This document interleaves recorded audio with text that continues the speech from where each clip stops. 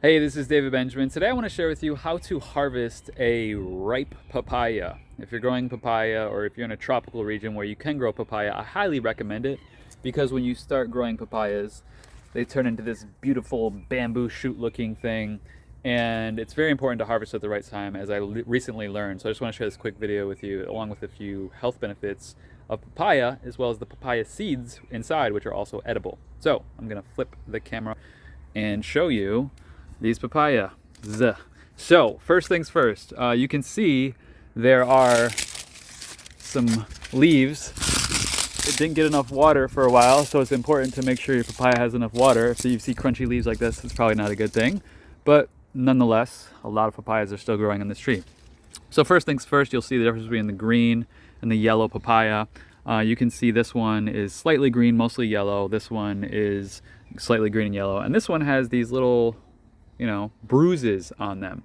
So one thing you got to understand is when you're harvesting a papaya, you want it to be yellowish. So this is not ripe enough. These are all not ripe enough up here. These down here, however, are ripe and ready to harvest.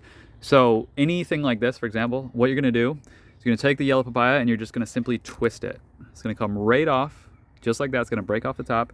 And as you can see here, this actually is bruised. And if I'm going to show you real quick what this looks like on the inside, just split it open real quick. You can see that right there. See that white frothy stuff? That is fungus. And look at where it's placed. See that? This is the outside. This is the inside. That is no longer good. That's half the papaya. And a lot of people say, here it's bruised as well on this side, a lot of people say that if something is developing mold or fungus, even if you don't see it, so I mean, some people say, oh, you could just cut it off right here. They say it's still in it. So this may not be good to eat. It might just be good to compost. So if you see any bruises, that's a little too late. So this one's a little too far gone. So going back to the papaya tree, we can see here, this one, no bruises, slightly green, probably ready to harvest. This one right here, yellow, slightly green, probably ready. This one as well. So there's a few different schools of thought on this, so I can explain that. Some people harvest them when they're green and then they put them in brown paper bags because there's an ethyl something or other, I forget the full name, but it's an ethyl something that is released by bananas and tomatoes, and they put it with the papaya with that in a brown paper bag, wrap it up, and then it ripens. So they'll take the green and do that.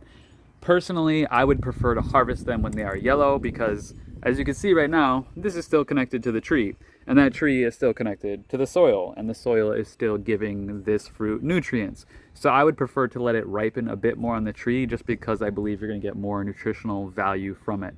So they're really ready to harvest when they are slightly green and mostly yellow. In this case, these two right here are ready to harvest. That doesn't look like a bruise or mold or fungus. It just looks like some oxidization or something. So that one's ready. And then we got this one right here. Comes right off. When it comes right off pretty easy like that, it's a pretty good sign. Slightly green, harvestable. And then we got this one right here. Once again, twist. Oh, that one came off on its own. That's a good one. And ready to harvest. This fell a little premature, but we can ripen it in a brown paper bag once again, and it'll ripen. This one right here is ready to harvest. This one's really good. Whoop, that one fell too. So there's a few more being harvested today. So these green ones, you're just gonna want to throw those in a brown paper bag with bananas or tomatoes, and there's an ethyl something or other, some sort of chemical reaction that causes them to ripen. And one thing to note, so this papaya right here with the bruise, it's a little bit soft. So when something gets too soft, that's typically when mold or fungus will grow. These right here, they're slightly soft, but they need to be softened a little bit more. So that slight green is gonna leave, and then it's gonna be more of like a pure yellow, not mixed like that. And then when it's pure yellow and it feels soft, like right now it's hard, it's more like a rock. It needs to have some cushion to it, so to speak, in order to be cut open and eat. eaten. So that's how you know how to harvest. This one will probably be ready in, I don't know, the next week or so, and then all these will take a couple more weeks. But yeah, papayas, I mean, this has produced probably a good 20 papayas, this tree, and it's still going. So that's how you harvest the papaya. This one, like I said, you're gonna have to throw it out.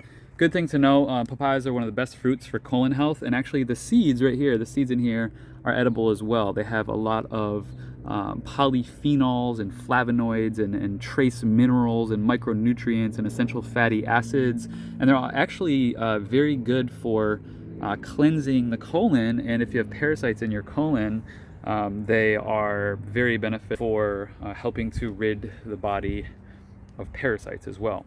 So that's how you harvest a papaya. Got a lot of papaya here. I wish I could share it with y'all. If y'all in Florida, let me know. Maybe you can come over and share some papaya with me. And if you're in a tropical climate that grows papaya, highly recommend it. It's very easy to grow. You just put it in the ground, the seeds, get them to a little plant that's maybe 4 or 5 inches tall, and then once it's done with that, transplant it into the soil. Make sure to water it really well in the beginning so that it gets its roots and its foundation in the soil, and then from there nature will pretty much take over and give you a lot of free papaya, and then you won't have to buy it from the grocery store ever again, and that's true freedom. This is David Benjamin from healthywildfree.com. Please like this video, comment if you have any questions below, subscribe, and I will see you in the next video. Have a great day. Bye.